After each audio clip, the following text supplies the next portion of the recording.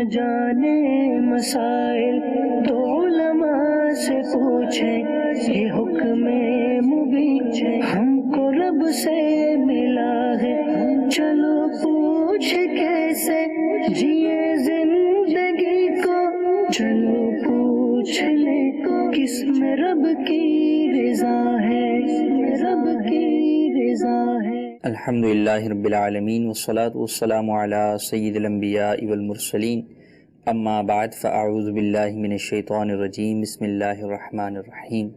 الصلاة والسلام علیک یا رسول اللہ وعلی آلک واصحابک یا حبیب اللہ، الصلاة والسلام علیک یا نبی اللہ وعلی آلک واصحابک یا نور اللہ۔ مدنی چینل کے ناظرین، دارالفتاح اہل سنت کے سلسلے میں آپ کو ایک مرتبہ پھر مرحبا کہتے ہیں، خوش آمدید کہتے ہیں۔ اس سلسلے کے اندر ہم آپ کے شرعی اور فقہی مسائل کو ڈسکس کرتے ہیں، آپ کے سوالات کو شامل سلسلہ کرتے ہیں اور مزید شرعی مسائل سے آپ کو آگاہ کرنے کی بھی کوشش کرتے ہیں۔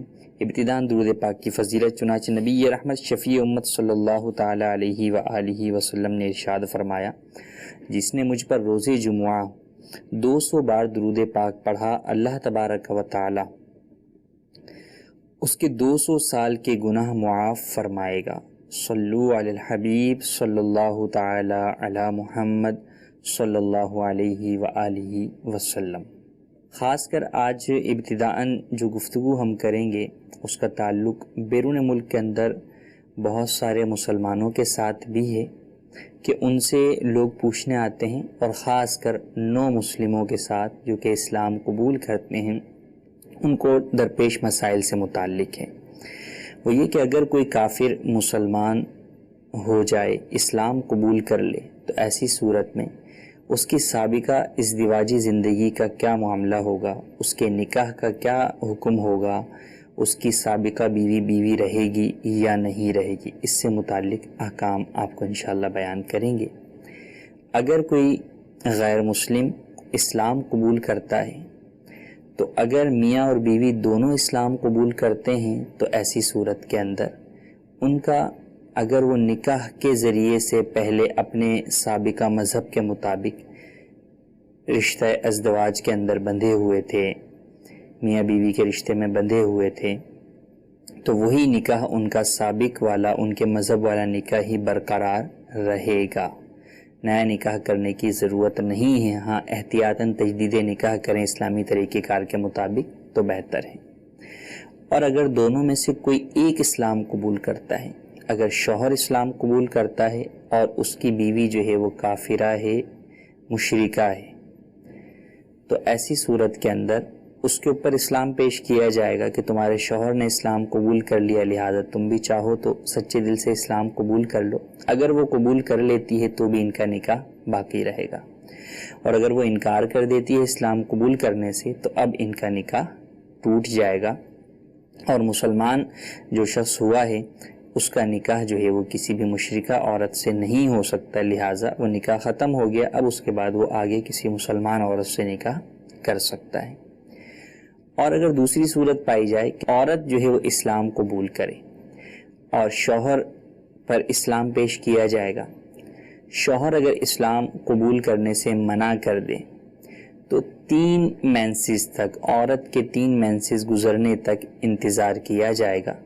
اگر 3 مینسز گزرنے تک شوہر جو ہے وہ اسلام قبول کر لیتا ہے تو ان کا پچھلا والا نکاح ہی باقی ہے، اور شوہر پر اسلام پیش نہیں کیا یا کیا اور اس نے انکار کر دیا اور اس کے بعد 3 مینسز گزر گئے تو اس صورت کے اندر بھی عورت کا اپنے پچھلے شوہر سے نکاح ختم ہو جائے گا، اس کا نکاح باقی نہیں رہے گا۔ اب وہ 3 جو مینسز گزر گئے اس کے بعد وہ کسی بھی مسلمان سے نکاح کر سکتی ہے۔ یہ شرعی احکام ہم بیان کر رہے ہیں، قانونی اعتبار سے جو بھی تقاضے ہیں ان کو بھی بہرحال ساتھ پورا کر لیا جائے تاکہ بعد میں پریشانی کا سامنا نہ کرنا پڑے۔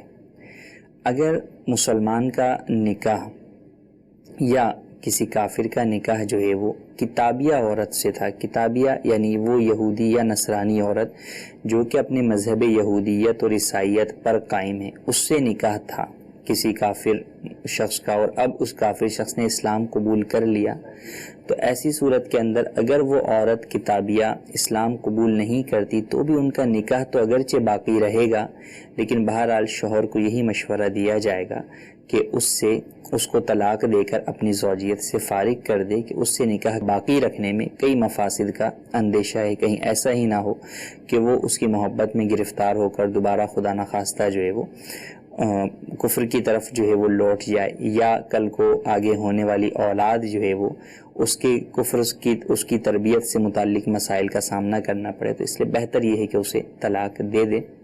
اگر طلاق نہیں دے گا تو کتابی عورت سے نکاح بہرحال باقی رہے گا، بہتر یہی ہے کہ اسے طلاق دے کے چھوڑ دے اگر وہ اسلام قبول نہیں کرتی۔ یہ مسائل ہیں کہ ان چیزوں پر عمل کیا جائے گا۔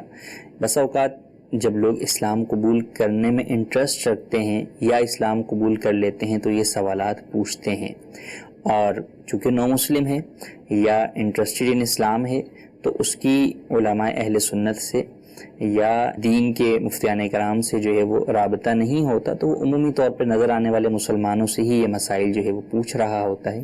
تو اس لیے ہم نے کچھ ابتدائی بنیادی جو ہے وہ اس بارے میں معلومات سے آپ کو آگاہ کیا ہے تاکہ آپ اسے یہ گائیڈ کر سکیں۔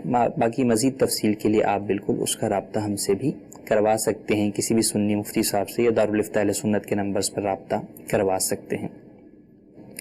لیکن یہ سارے احکام جو ہم نے بیان کیے اس وقت جب کہ ان کا پچھلے مذہب میں نکاح تھا۔ اگر پچھلے مذہب میں نکاح ہی ان کا نہیں تھا، بلکہ جس طرح آج کل جو ہے وہ یورپ کے اندر یا ویسٹرن کلچر کے اندر بغیر نکاح کے فقط جو ہے وہ بوائے فرینڈ اور گرل فرینڈ کے کلچر کے تحت آپس میں لوگ ساتھ رہتے ہیں یا پارٹنر کے طور پر جو ہے وہ ساتھ رہتے ہیں، اپنے مذہب کے مطابق بھی نکاح نہیں کرتے، تو وہ بہرحال ان کا نکاح آپس میں نہیں ہے بلکہ وہ گناہ ہی ہے، بدکاری ہی ہے۔ تو وہ اگر اسلام قبول کرتے ہیں تو دونوں کو اسلامی طریقہ کار کے مطابق نکاح کرنا ہوگا۔ کوئی ایک قبول کرتا ہے تو اس کو دوسرے کا انتظار نہیں کرنا ہوگا، بلکہ وہ آگے عورت جو ہے وہ نکاح کر سکتی ہے۔ ہاں بہتر یہ ہے کہ اگر اس کے ساتھ ہی رہنا چاہتا ہے یا رہنا چاہتی ہے تو اسے اسلام کی دعوت دے، اگر وہ اسلام قبول کر لے تو پھر اس کے بعد نکاح اسلامی طریقہ کار کے مطابق کر کے آپس میں زندگی بسر کر سکتے ہیں۔ یہ تھے عمومی احکام۔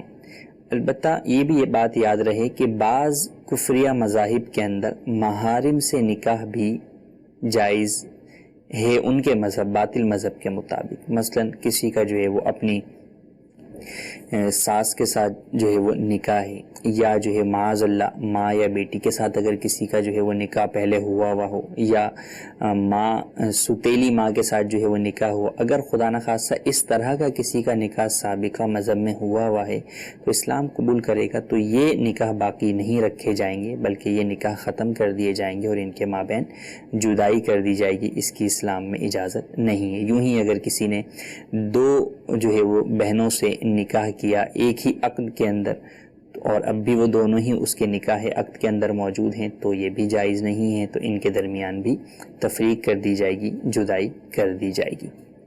یہ تو تھا نکاح سے متعلق احکام۔ اگلے احکام آتے ہیں کہ اگر کوئی شخص جو ہے وہ اسلام قبول کرتا ہے تو اب اس کی جو اولاد ہے اس کا کیا حکم ہوگا، وہ اولاد جو ہے وہ کیا شمار ہوگی، کس کے تابع شمار ہوگی۔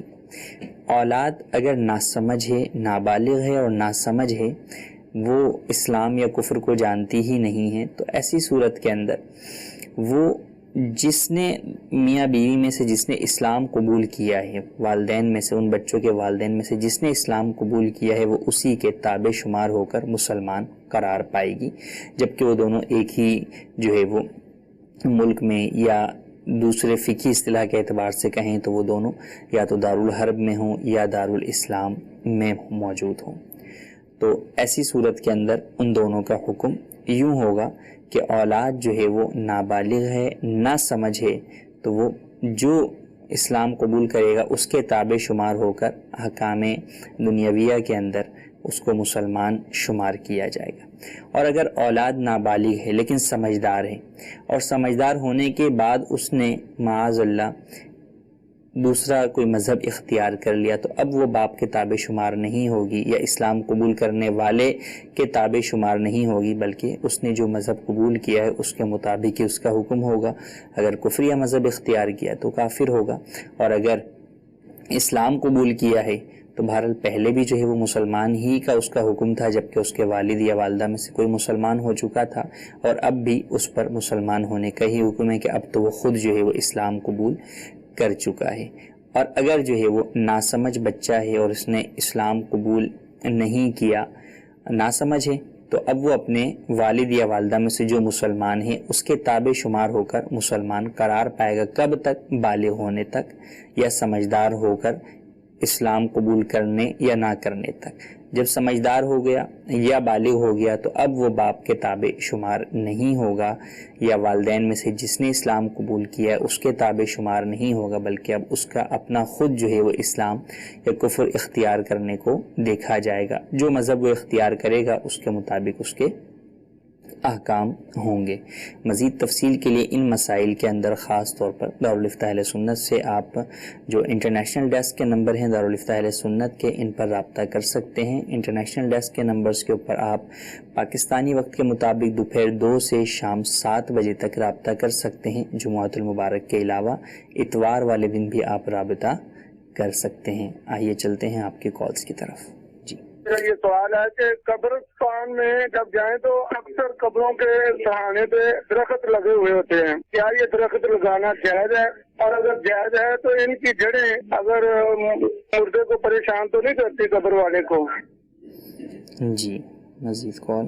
جنید رضا عطاری باب المدینہ کراچی۔ میرا سوال یہ ہے کہ اگر لڑکا اور لڑکی کا نکاح پہلے سے ہو چکا ہو اور رخصتی ابھی باقی ہو، اور ان دونوں لڑکا اگر چاہے کہ میں اپنے گھر کا سامان خود لینا چاہتا ہوں، تو کیا وہ لڑکی اس کے ساتھ جا کر وہ خود اپنا سامان لے سکتے ہیں؟ یہ اچھا ہے، یا والدین جو ان سے پیسے لیتے ہیں جہیز کے کہ آپ پیسے دیں ہم جہیز لے کر دیں گے، وہ اچھا ہے، یا لڑکا لڑکی کو بھیجا جائے، لڑکا اگر خود کہے کہ میں خود خرچہ کروں گا تو ان کے ساتھ بھیجا جائے وہ بہتر ہے؟ جزاک اللہ خیر، رہنمائی فرما دیجیے۔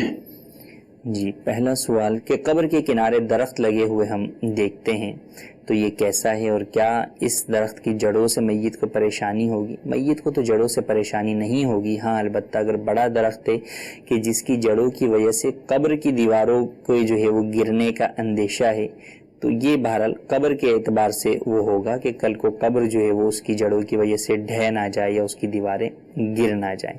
باقی میت کو اس سے کوئی تکلیف نہیں ہوگی۔ ہاں قبر کے اوپر جو ہے وہ لگایا بھی نہیں جاتا، سائیڈ میں لگایا جاتا ہے، اور اس میں عمومی طور پہ نیت لوگوں کی یہ ہوتی ہے کہ یہ جب تک جو ہے وہ ہرا بھرا رہے گا، ذکر کرتا رہے گا، کیونکہ جب تک یہ چیزیں ہری بھری ہوتی ہیں، اللہ کا ذکر کرتی ہیں، تو ان کے ذکر سے میت کو انسیت ملتی ہے، اس کو جو ہے وہ دلی خوشی جو ہے وہ ملتی ہے، تو اس اعتبار سے جائز ہے۔ ہاں وقفی قبرستان ہے جہاں پر اس کے لیے الگ سے جو ہے وہ جگہ گھیر رہے ہیں جو کہ دیگر مسلمانوں کی قبروں کے لیے جگہ تنگ پڑ رہی ہے، تو پھر منع کیا جائے گا۔ اور اگر ایسا نہیں ہے، جگہ تنگ قبروں کے لیے نہیں پڑتی، تو پھر بیچ میں ویسے ہی جگہ چھوٹی بھی ہوتی ہے، اس جگہ پہ اگر کوئی لگاتے ہیں اور معمولی سا پودا وغیرہ لگاتے ہیں تو لگا سکتے ہیں، اس میں حرج نہیں ہے۔ سوال جہیز سے متعلق کہ جہیز کے مطالبے کے اعتبار سے ہم نے بیان کیا تھا کہ یہ ناجائز ہے، تو اگر مطالبہ نہ ہو تو کیا لڑکا اگر اپنے گھر کے لیے خود سامان خریدنا چاہتا ہے تو کیا وہ خرید سکتا ہے اور لڑکی کے ساتھ جا کر خرید سکتا ہے؟ نکاح جب ہو گیا ہے تو ایسی صورت کے اندر لڑکی کے ساتھ جا کر بھی خرید سکتا ہے۔ ہاں اگر نکاح نہیں ہوا، فقط منگنی ہوئی، تو پھر لڑکی کے ساتھ یوں جانا جائز نہیں ہوگا۔ اگر لڑکا اپنی جانب سے، لڑکی والوں کی جانب سے پیسوں کا تقاضا نہیں ہے، لڑکا اپنی جانب سے جو ہے وہ اپنی شادی کے بعد والی زندگی سے متعلق جو ہے وہ گھریلو سامان خریدنا چاہتا ہے، تو وہ چاہے خود خریدے یا اپنی جو ہے وہ بیوی جس کے ساتھ اس کا نکاح ہو چکا ہے اس کے ساتھ جا کر خریدے، یا اپنی خوشی سے جو ہے وہ پیسے اپنے سسرال والوں کو دے دے کہ میری بیوی کی رضامندی سے جو ہے وہ سامان خرید لیا جائے، تو اس میں کوئی حرج نہیں ہے۔ دونوں جانب سے صراحتاً یا دلالتاً مطالبے کی کوئی صورت نہیں ہے تو جائز ہے، اس میں کوئی حرج نہیں ہے۔ جی مزید کال دیں۔ میرا نام محمد اجاز ہے، میں اسپین کے شہر ترتوسا سے بول رہا ہوں۔ میرا ایک سوال ہے، کیا شادی میں سونے کا سیٹ دینا ضروری ہے؟ اگر نہ دیں تو لوگ تانا دیتے ہیں، اس کے بارے میں ہماری رہنمائی فرمائے۔ جی، سونے کا سیٹ دینا ضروری ہے شادی میں، ضروری تو اگر کہیں تو نکاح ضروری ہے، باقی اس کے علاوہ چیزیں ضروری نہیں۔ ہاں، مہر جو ہے وہ نکاح کا جو ہے وہ ایک حصہ ہے، لیکن وہ بھی فوراً دینا ضروری نہیں ہوتا، اگر معجل ہو تو فوراً دیا جائے گا، ورنہ بعد میں بھی دیا جاتا ہے۔ باقی اس کے علاوہ رسم و رواج کے طور پر بہت ساری چیزیں لی دی جاتی ہیں، منہ دکھائی ہے، دیگر چیزیں ہیں، تو یہ شرعاً ضروری نہیں ہے۔ ہاں، رسم و رواج کے طور پر جو ہے وہ جائز ہے، تو جہاں پریشر میں آ کر جو ہے وہ بندہ نہیں دے رہا، اپنی خوش دلی کے ساتھ دے رہا ہے تو جائز ہے۔ سونے کا سیٹ دینا بھی جائز ہے، اور اگر نہ دیا، کوئی دوسرا سیٹ دیا تو بھی جائز ہے، بلکہ بعض ممالک کے اندر جو ہے وہ سونے کے سیٹ کو اتنی ترجیح نہیں دی جاتی، دیگر جو ہے وہ چیزوں کو ترجیح دی جاتی ہے۔ ہمارے ہاں پاک و ہند کے اندر عمومی طور پر جو ہے وہ سونے کو ترجیح دی جاتی ہے، مالیت کی بھی وجہ سے اور اس کے علاوہ بھی، تو بہرحال کوئی لازم نہیں ہے۔ اور کسی چیز کے نہ دینے کی وجہ سے تانا دینا، یہ بہرحال تانا دینے والوں کا تانا دینا جائز نہیں ہے، اور اگر کسی شخص نے اس صورت میں مجبور ہو کر اس کے تانے کی وجہ سے جو ہے وہ اس کو وہ چیز دی، تو پھر یہ بعض صورتوں میں یہ رشوت بھی بن جائے گا، کہ دینے والے کے لیے تو گناہ نہیں ہوگا، لیکن بہرحال لینے والے کے لیے وہ چیز گناہ بن جاتی ہے۔ جی، مزید کال۔ منظور صنعت طاری اٹلی کے شہر ملان سے عرض کر رہا ہوں، مفتی صاحب کی بارگاہ میں سوال ہے کہ اسلام میں اپنی پسند کی شادی کرنا، اس سے کیا مراد ہے؟ دیکھیں، اسلام میں اپنی رضامندی سے نکاح ہوتا ہے، نکاح بغیر رضامندی کے نہیں ہوتا، رضامندی کے ساتھ ہی ایجاب و قبول ہوتا ہے، تو ایجاب و قبول جو ہے وہ زبردستی ہوگا تو نکاح نہیں ہوگا، وہ تو رضامندی کے ساتھ ہی ہوگا۔ ہاں، پسند کی شادی کرنا جائز ہے یا نہیں، تو جائز ہے، جبکہ جائز طریقہ کار اختیار کیا جائے، کہ اگر کسی کو کوئی عورت جو ہے وہ ایک نگاہ پڑی اور پسند آ گئی، یا ویسے ہی اس کو جو ہے وہ کسی ذرائع سے معلوم ہوا اور اسے کوئی عورت پسند آ گئی، تو اب اس کے لیے جو اسلامی طریقہ کار ہے کہ والدین کے ذریعے، گھر والوں کے ذریعے سے نکاح کا پیغام بھیجا جائے، وہ قبول ہو جائے تو شادی کر لی جائے، تو یہ طریقہ اختیار کیا جائے۔ لیکن اس کے برعکس فی زمانہ جو پسند کی شادی کہلاتی ہے، لو میرج کہلاتی ہے، اس کی ابتدا کی طرف اگر آپ دیکھیں تو وہی گناہوں سے شروع ہوتی ہے، کہ لڑکا لڑکی آپس میں پیار و محبت ابتدان کرتے ہیں، گفت و شنید، بات چیت، ملنا ملانا، یہ تمام چیزیں جبکہ نکاح سے پہلے ہو رہی ہیں، ناجائز اور گناہ کے کام ہیں، ان کی ہرگز اجازت نہیں ہے۔ تو اس چیز کو کہ جناب پہلے پسند کیا جائے، پہلے جو ہے وہ محبتیں بڑھائی جائیں، پہلے ناجائز جو ہے وہ رابطے رکھے جائیں اور پھر شادی کی جائے، تو اس کی تو اسلام ہرگز اجازت نہیں دیتا۔ اسلام تو اس بات کی جو ہے وہ مذمت کرتا ہے، اسلام پردے کا درس دیتا ہے، حیا کا درس دیتا ہے، تو اسلام اس بات کی ہرگز اجازت نہیں دیتا کہ اس طرح پسند کی شادی کی جائے۔ تو لہٰذا جو اس طریقے سے کرتے ہیں اور پھر اس کے بعد آخری نتیجے کے اندر والدین کو ناراض کرتے ہیں یا ان کی عزت کو داؤ پہ لگاتے ہیں، پھر جو ہے وہ چھپ چھپا کر شادی کرتے ہیں یا بھاگ کر شادی کرتے ہیں، تو یہ تمام چیزیں جو ہے وہ گناہوں، صرف ایک گناہ نہیں بلکہ گناہوں کے مجموعے پر مشتمل ہوتی ہیں، تو اس کی ہرگز اجازت نہیں ہے۔ ہاں، پسند آئی، والدین کو جو ہے وہ بیان کر دیا گیا اور پھر وہ بھی والدین نے بہتر سمجھا اور انہوں نے وہاں پر نکاح کا پیغام دے دیا اور پیغام بھی قبول ہو گیا، سامنے والوں نے بھی قبول کر لیا، تو ٹھیک ہے۔ باقی یہ کہ والدین اگر منع کریں تو والدین کی بات کو بھی ماننا چاہیے۔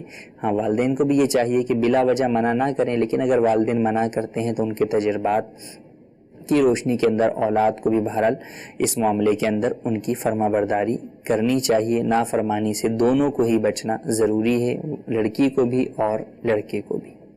کچھ سوالات جو ہے وہ ہمارے پاس ہیں، ہم انہیں بھی جو ہے وہ شامل کرتے ہیں۔ اگر کوئی اپنی بیوی کو ماں یا بہن کہہ دے تو کیا ان کا رشتہ ختم ہو جائے گا، یعنی طلاق ہو جائے گی یا نہیں؟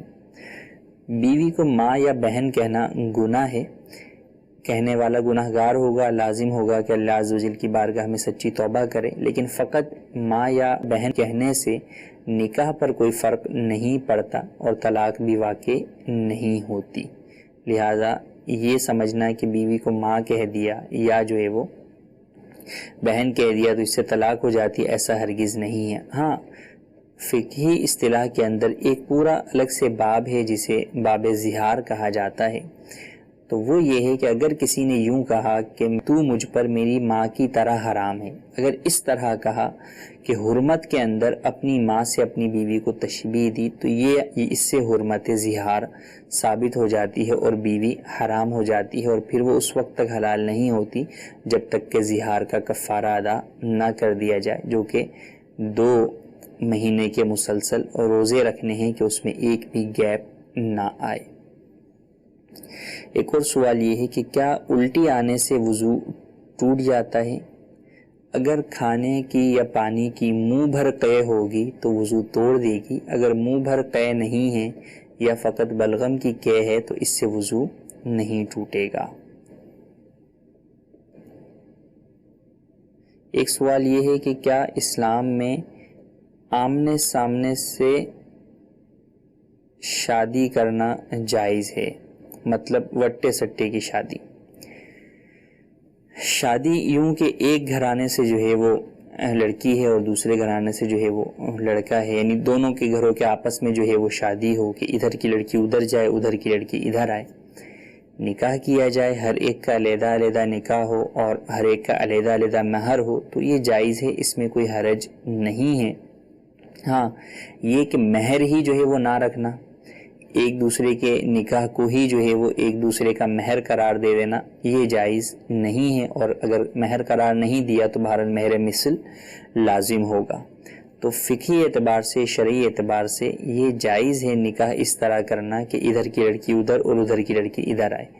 فی زمانہ جبکہ لوگوں کے اندر جو ہے وہ دین سے ناواقفیت ہے اور لوگ اس طرح کی جب شادیاں ہوتی ہیں تو اس کے اندر بہت سارے گناہوں کے مرتکب ہوتے ہیں، بلکہ فقط جو ہے وہ ون سائڈ سے کسی بھی چیز میں غلطی ہونے پر دوسرے سائڈ کی غلطی نہ ہونے کے باوجود انہیں اس کی سزا دی جاتی ہے، سنایا جاتا ہے، تانے دیے جاتے ہیں، بلکہ بسا اوقات ایک کی طلاق ہونے پر دوسرے کو بلا وجہ طلاق دے دی جاتی ہے، اور وہ خود نہیں دینا چاہتے بلکہ گھریلو پریشر میں آ کر گھر والے کہتے ہیں کہ چونکہ ہماری بیٹی کو اس نے طلاق دیا ہے تم بھی ان کی بیٹی کو طلاق دو۔ تو ان تمام چیزوں سے بچنے کے لیے بہرحال بہتر یہی ہے کہ اس طرح کی شادی کرنے سے اجتناب کیا جائے، بچا جائے۔ جی مزید کال دیجیے۔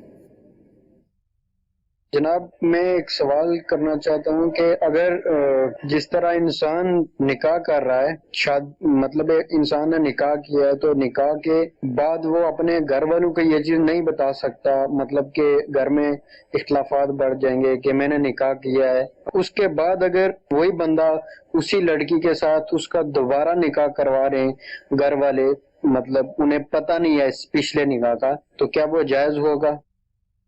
جی مزید کال۔ سالی ہوتی ہے، یعنی کہ میری بیگم کی جو بہن ہے وہ شادی شدہ ہے، تو وہ سالی جو محرم ہوتی ہے، اور دوسرا اور سالی کی بیٹی، یعنی کہ اگر میں نے اپنی سالی کی بیٹی اڈاپٹ کی ہے تو وہ میرے لیے محرم ہو گئی ہے نا محرم ہو گئی؟ جی مزید کال۔ میرا نام حافظ محمد فتح اللہ قادری اتاری ہے، میں اوکاڑا سے عرض کر رہا ہوں۔ دارالفتہ اہل سنت میں یہ سوال ہے کہ جیسا کہ عموماً یہ بات مشہور پائی جاتی ہے، جس گھر میں فوتگی ہو جائے گھر کو بھی کہا جاتا ہے کہ اس گھر میں بھی صودق ہے، 1.25 مہینہ اس گھر میں بھی نہیں جا سکتے، اور دوسرا اگر بچے کی ولادت ہو تو تب بھی کہا جاتا ہے کہ اس گھر میں بھی صودق ہے۔ اس کے بارے میں شرعی طور پر رہنمائی فرمائیں، کیا یہ باتیں قرآن و حدیث کے اندر جائز ہیں یا نہیں؟ جی پہلا سوال نکاح پر نکاح سے متعلق ہے۔ لوگ اسے نکاح پر نکاح سمجھتے ہیں کہ اگر آپ نے کسی سے نکاح کر لیا تب اس کے بعد دوبارہ اس کے اوپر نکاح کرنا، کیا یہ نکاح پر نکاح ہے؟ سب سے پہلے تو یہ جانیں کہ نکاح پر نکاح کیا ہے۔ نکاح پر نکاح یہ ہے کہ ایک عورت کسی شخص کے ساتھ جو ہے وہ اس کا نکاح ہو چکا ہے، اب اس کے بعد اس نکاح کے اوپر کوئی شخص جو ہے وہ طلاق لیے بغیر وہ عورت اپنا نکاح کسی اور شخص سے کرے، تو یہ نکاح پر نکاح ہے اور یہ ہرگز جائز نہیں ہے۔ لیکن جو صورت انہوں نے بیان کی کہ اولاً جو ہے وہ چھپ کر جو ہے وہ گھر والوں سے شادی کر لی، تو سب سے پہلی بات تو یہ کہ اس طریقے سے کرنا ہی جائز نہیں ہے، بلکہ بعض صورتوں میں تو نکاح ہی منعقد نہیں ہوتا، بلکہ لڑکی اگر جو ہے وہ اپنے والدین کی رضامندی کے بغیر جب نکاح جو ہے وہ کرتی ہے، اپنے اولیاء کی، ولی کی رضامندی کے بغیر نکاح کرتی اور وہ نکاح غیر کفر میں ہو رہا ہے، تو پھر وہ نکاح منعقد ہی نہیں ہوتا. اور اگر کفر میں ہو رہا ہے تو بھی بہرحال اس طرح چھپ کر نکاح کرنے میں کئی جگہوں پر جھوٹ بولا جاتا ہے اور آگے بھی مزید جھوٹ کا سلسلہ جاری رہتا ہے. لہٰذا اس کی تو ہرگز اسلام اجازت نہیں دیتا. اور نکاح ویسے ہی جو ہے وہ کہا گیا کہ اعلانیہ کرنا چاہیے, بتا کر کرنا چاہیے, تاکہ دوسرے لوگوں کو بھی بعد میں ان دونوں کو ساتھ دیکھ کر غلط فہمی نہ ہو کہ یہ کیوں جو ہے وہ آپس میں آ رہے جا رہے ہیں. پتہ ہو کہ بھئی میاں بیوی ہیں اس لیے جو ہے وہ آ رہے جا رہے ہیں. یہ اگر اس شخص کے ساتھ یہ عورت جا رہی ہے تو اس کا نکاح ہوا تھا ابھی چند دن پہلے مسجد کے اندر یا علاقے میں, محلے میں, سب کو معلوم ہے. تو نکاح کے اعلان کا یہ جو ہے وہ مقصود ہے کہ آپس میں لوگوں کی بدگمانیاں, ایک دوسرے کے اوپر بہتان ترازیاں, یہ تمام چیزیں بھی جو ہے وہ اعلانیہ نکاح کے ذریعے سے ختم ہو جاتی ہیں. تو بہرحال نکاح اعلانیہ کرنا چاہیے, والدین کی رضامندی سے کرنا چاہیے. اب اس صورت میں جب کہ اگر پہلے نکاح کیا, اگر وہ نکاح شرعاً منعقد ہی نہیں ہوا تو اگلا نکاح ہی اصل نکاح ہوگا, اس سے پہلے ان کا رابطہ رکھنا وغیرہ بھی جائز نہیں ہوگا. اور اگر پہلا نکاح فی نفسی ہی جو ہے وہ جائز ہو گیا فقہی اعتبار سے, تو دوسرا نکاح بھی اس کے اوپر والدین کی موجودگی کے اندر کیا گیا ہے تو وہ تجدید نکاح جو ہے وہ شمار ہوگا, تو وہ نکاح بھی درست ہو جائے گا. البتہ بعض صورتوں کے اندر جو ہے وہ احکام میں فرق پڑ سکتا ہے کہ پہلے نکاح کے اندر جو ہے وہ مہر رکھا تھا اور دوسرے نکاح میں مہر اس سے زیادہ رکھا یا کم رکھا, تو دوسرا مہر کن صورتوں کے اندر لازم آئے گا, اس کی بہرحال اپنی تفصیل ہے, جس کے لیے دارالفتہ اہل سنت سے رجوع کر لیجئے, رابطہ کر لیجئے. تو انشاءاللہ اگر آپ کا اپنا ذاتی مسئلہ ہے تو اس کی تمام تفصیل معلوم کر کے آپ کو اس بارے میں جواب دے دیا جائے گا. دوسرا سوال ہمارا کہ سالی محرم ہے یا نہیں. بیوی کی بہن سے نکاح اس وقت تک حرام ہے جب تک بیوی نکاح میں ہے. اگر بیوی کو طلاق دے دی اور عدت گزر گئی یا بیوی کا انتقال ہو گیا تو اس کے بعد بیوی کی بہن سے نکاح شرعی اعتبار سے جائز ہے. تو بیوی محرم نہیں ہے. کہ محرم وہ ہوتی ہے جس سے ہمیشہ ہمیشہ کے لیے نکاح حرام ہے, جیسے ساس, کہ بیوی کی طلاق بھی بیوی کو کوئی دے دے خدا نخواستہ, یا بیوی کا انتقال ہو جائے تو بھی بہرحال ساس حرام ہی رہتی ہے, ساس حلال نہیں ہوتی. ساس جو ہے وہ اس سے نکاح کرنا جائز نہیں ہوتا. تو ساس محرم ہے, لیکن سالی کے ساتھ جو نکاح کی حرمت ہے وہ ٹیمپریری ہے, عارضی ہے, مستقل نہیں ہے, پرماننٹ نہیں ہے, اس لیے یہ محرم نہیں ہے, نامحرم ہے اور اس سے پردے کا حکم ہے. اور جس طریقے سے سالی نامحرم ہے اسی طریقے سے سالی کی بیٹی بھی نامحرم ہے. خالو کے لیے جو بھانجی ہوتی ہے وہ نامحرم ہوتی ہے. تو یہاں پہ جو رشتہ بنے گا سالی کی بیٹی سے وہ یقیناً جو ہے وہ خالو اور بھانجی کا نکاح رشتہ بنے گا, کہ بیوی کی بھانجی ہے اور بیوی کی بھانجی کے لیے یہ خالہ کا شوہر خالو بنے گا, تو یہ بہرحال اس میں پردہ ہوگا. تیسرا سوال یہ تھا کہ سوا مہینہ یا وفات کسی گھر میں ہو جائے تو وہاں پر جو ہے وہ جانے نہیں دیتے, اور اس میں جو ہے وہ صدق کا ورڈ انہوں نے جو ہے وہ یوز کیا, کہا جاتا ہوگا.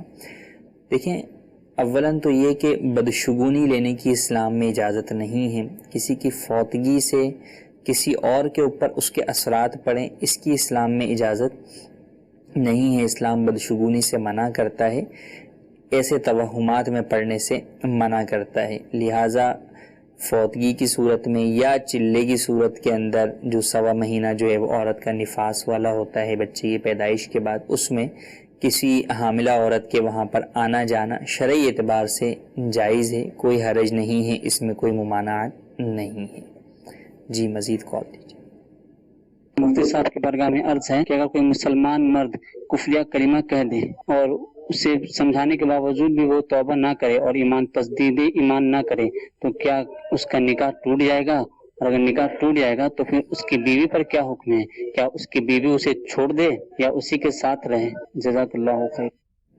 جی مزید کال. اگر کسی نے جیسے کہ طلوع آفتاب کا جو آخری وقت تھا مکروہ وقت داخل ہونے کے پہلے, جیسے کہ 6:28 کا وقت ہے, اب اس کے بعد مکروہ وقت شروع ہو جائے گا صبح کا, تو اس نے 6:28 پر پرفیکٹ وقت پر سلام پھیر دیا تو کیا اس کی نماز فجر ہو جائے گی کہ اس کو دہرانا پڑے گی؟ دوسرا سوال یہ کہ جو آپ نے بھی حدیث پاک بتائی کہ جس نے مجھ پر 200 مرتبہ درود پاک پڑھا, حدیث کا مفہوم ہے اس کے 200 سال کے گناہ معاف ہوں گے. تو اگر کوئی اتنی عمر تو پاتی نہیں ہے, اتنی طویل عمر, تو 200 سال کے گناہ معاف ہونے سے کیا مراد ہے؟ اس پر کچھ تفصیلی کلام فرما دے, جزاک اللہ خیرہ. جی مزید کال. حضرت عرض یہ کرنا ہے کہ شادی کے کتنے دن بعد تک ولیمہ کر سکتے ہیں؟ جی ولیمہ کب تک کر سکتے ہیں؟ پہلا سوال یہ کہ اگر کوئی شخص کفریہ کلمہ بک دے تو اب ایسی صورت میں توجہ دلانے پر توبہ بھی نہ کرے، تجدید ایمان بھی نہ کرے، تجدید نکاح بھی نہ کرے تو کیا حکم ہے؟ اگر واقعی کفریہ کلمہ بکا ہے تو بہرحال اس کے اوپر یہی احکام ہے کہ توبہ کرے، تجدید ایمان کرے، تجدید نکاح کرے. پھر اس کے اندر کچھ تفصیل بھی جو ہے وہ ہوتی ہے کہ بعض جملے کفریہ ہوتے ہیں اور بعض وہ صورتیں ہوتی ہیں جن میں کہنے والے پر بھی کفر کا حکم ہوتا ہے. پہلی صورت کو لزوم کفر اور دوسری صورت کو التزام کفر کہتے ہیں. اصطلاحی گفتگو ہے.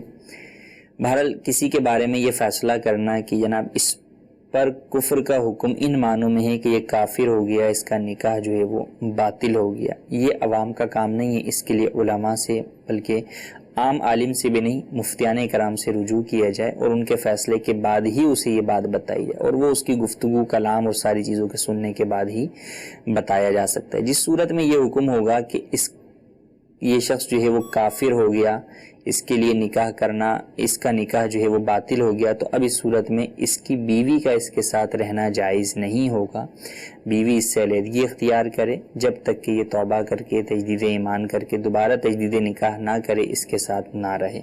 اگر یہ نہیں رہتا تو بیوی جو ہے وہ علیحدہ ہو جائے گی اور عدت گزارنے کے بعد بہرحال اسے اختیار ہوگا کہ وہ جس سے چاہے نکاح کر لے. یہ حکم تھا جب کہ مرد نے جو ہے وہ کفریہ کلمہ بکا. اگر عورت نے کفریہ کلمہ بکا تو ایسی صورت کے اندر حکم اس کے لیے بھی وہی ہے کہ توبہ، تجدید ایمان اور تجدید نکاح لازم ہے. لیکن یہاں پر عورت کو اس بات کا اختیار نہیں ہوگا کہ کفریہ کلمہ بکے اور بولے کہ میں جو ہے وہ عدت گزار کے کسی اور سے نکاح کر رہی ہوں. نہیں، ہاں شوہر کو تو ضرور یہ کہا جائے گا کہ اس سے دور رہے، لیکن بہرحال عورت کو اسی بات کا پابند کیا جائے گا کہ توبہ کرے، تجدید ایمان کرے اور تجدید نکاح کرے اور اپنے اسی شوہر کے ساتھ تجدید نکاح کرے. عورت کو اس بات کی ہرگز اجازت نہیں ہوگی کہ وہ خود کفریہ کلمہ بک کر کسی اور سے عدت گزار کر خود بخود یوں نکاح کر لے. اس کی اجازت نہیں، بلکہ عورت اسی بات پر مجبور ہوگی کہ وہ توبہ کرے، تجدید ایمان کرے اور تجدید نکاح اپنے سابقہ شوہر کے ساتھ ہی کرے. جبکہ کفریہ کلمہ عورت نے بکا ہے. اگر مرد نے بکا ہے تو اس کا حکم ہم نے بیان کر دیا کہ اس کو اسی طرف لایا جائے گا کہ توبہ کر لے، تجدید ایمان کر لے، تجدید نکاح کر لے. لیکن اگر وہ نہیں کرتا یا اس کے علاوہ بھی، یعنی اگر اس کے اوپر واقعی ایسا حکم لگ گیا کہ اس کا نکاح باطل ہو گیا، تو اب بھی بہرحال جو تجدید نکاح کیا جائے گا وہ عورت کی رضامندی سے ہوگا. اگر عورت جو ہے وہ اس میں راضی نہیں ہے تو بہرحال پھر عورت کو اختیار ہوگا کہ وہ عدت گزار کر آگے کہیں اور نکاح کر سکتی ہے. دوسرا سوال تھا، ہمارے عمران بھائی ہیں، ہند سے کال کرتے ہیں کہ وقت پر جو ہے وہ فجر کی نماز کا سلام پھیرا. اب وقت پر بالکل 28 پر ہی آ کر پھیرا. دیکھیں دار و مدار یہ ہے کہ طلوع آفتاب کا وقت شروع نہ ہوا. اب وہ لمحہ ہی ہے کہ ایک لمحہ اس کا اس طرف ہے اور ایک لمحہ اس طرف ہے، اگلا لمحہ ہے. تو اگلا لمحہ شروع ہونے سے پہلے اگر اس نے جو ہے وہ سلام پھیر دیا تو ایسی صورت میں نماز ہو گئی. اور اگر جو ہے وہ سلام اس وقت پھیرا کہ اگلا لمحہ داخل ہو گیا تھا طلوع آفتاب والا تو اس کی نماز نہیں ہوئی. اب آپ منٹ کی بات کر رہے ہیں، اس میں پھر سیکنڈوں کا بھی بہرحال اعتبار کیا جاتا ہے. اگر آپ دعوت اسلامی کی ایپ دیکھیں گے تو اس میں سیکنڈ بھی جو ہے وہ کاؤنٹنگ ہے. لیکن بہرحال اس کے اوپر بھی کوئی یہ کہہ سکتا ہے کہ جناب سیکنڈ میں بھی بتائیے کہ میں اس سیکنڈ کے بالکل کونے پر آ کر، نوک پر آ کر میں نے سلام پھیرا تو یہ ادھر شمار ہوگا یا ادھر ہوگا. تو اسلام میں اس طرح کی پیچیدگیاں، یہ دقیق چیزیں نہیں ہیں کہ یوں جو ہے وہ اس چیز کو یوں بالکل جناب آخری لمحہ اور سیکنڈ کا بھی پھر جو آگے منی سیکنڈ ہوتا ہے اس کو بھی دیکھا جائے گا. ایسا نہیں ہوتا. عمومی طور پہ جو ایک نظام اور انداز ہے وہ ہے کہ آسانی کے ساتھ ہر ایک کو سمجھ میں آ سکے. تو جو چیز بیان کی گئی ہے، اب جب اس نے سلام پھیرا اب وہ وقت دیکھ رہا ہے کہ وہ وقت وہ ہے کہ جناب 28 کے اوپر ہی جو ہے وہ وقت جو ہے وہ طلوع آفتاب شروع ہو رہا ہے، تو یہی شمار کیا جائے گا کہ اس کا سلام جو ہے وہ طلوع آفتاب ہونے کے بعد جو ہے وہ پھرا ہے، لہٰذا اس کی نماز نہیں ہوئی ہے، اس نماز کو اپنی دہرائے گا. ایک اور سوال انہوں نے کیا کہ حدیث پاک بیان کی جاتی ہے، مختلف احادیث ہیں کہ اگر یہ کام کر لیا تو اتنے سال کے گناہ معاف ہو جائیں گے. جیسے بھی ہم نے درود پاک کی فضیلت ابتداً بیان کی کہ اگر 200 بار جمعے کے دن درود پاک پڑھیں تو 200 سال کے گناہ معاف ہوں گے. تو اس سے کیا مراد ہے جبکہ لوگوں کی زندگیاں عموماً اتنی نہیں ہوتی؟ اس سے مراد یہ مبالغہ کہ اس کے بہت سارے گناہ جو ہے وہ معاف ہو جائیں گے، کہ اگر اس کی 200 سال کی عمر ہوتی اور گناہ ہوتے تو وہ بھی معاف ہو جائیں گے. اور یہاں یہ بھی یہ بات یاد رہے کہ اس طرح کے فضائل کے اندر جن گناہوں کی معافی کی بات ہے وہ گناہ صغیرہ ہوتے ہیں. گناہ کبیرہ جو ہے وہ یوں معاف نہیں ہوتے، وہ یا تو سچی توبہ سے معاف ہوتے ہیں یا بعض مخصوص اعمال ہیں ان کے ذریعے سے گناہ کبیرہ معاف ہوتے ہیں، جیسے جنازے کو کندھا دینا، یوں ہی حج مقبول کہ یہ گناہ کبیرہ کو بھی مٹا دیتا ہے.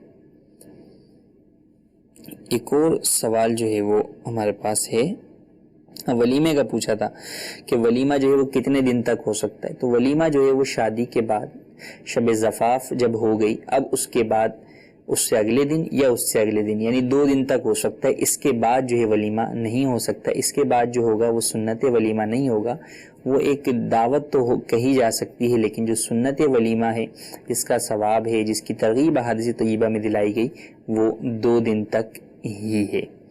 اللہ تبارک و تعالی سے دعا ہے جو سنا اسے یاد رکھنے، اس پر عمل کرنے، اسے دوسروں تک پہنچانے کی سعادت نصیب فرمائے. آمین بجاہ النبی الامین. صلو علی الحبیب صلی اللہ تعالی علی محمد صلی اللہ علیہ وسلم. نہ جانے مسائل تو علماء سے پوچھیں، یہ حکم مبین ہم کو رب سے ملا ہے. چلو پوچھ کیسے جیے زندگی کو، چلو پوچھ لے کس میں رب کی رضا ہے، رب کی رضا ہے.